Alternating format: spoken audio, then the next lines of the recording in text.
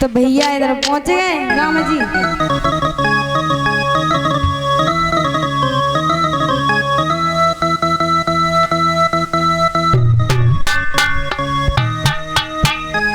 तो इधर जैसे ही राम को आज्ञा दी कि राम खड़े हो जाओ, राम खड़े हुए और राम ने धनुष को पकड़ लियो। खड़े हैं।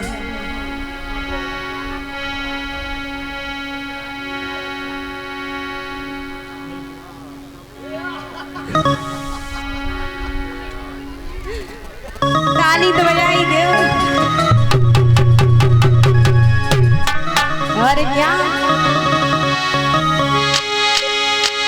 फिर पता नहीं कब झुका धनुष, आवाज आई एक कानों में,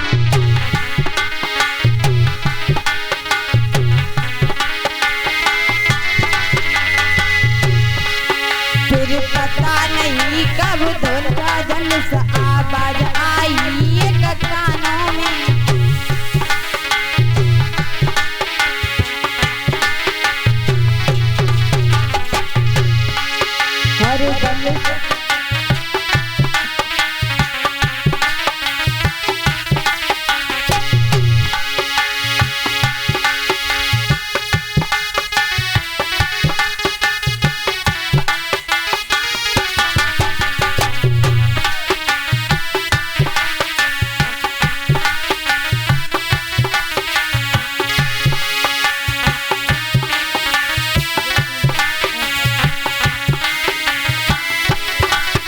फिर पता नहीं कब झुका धनुष, आवाज आई एक कानों में।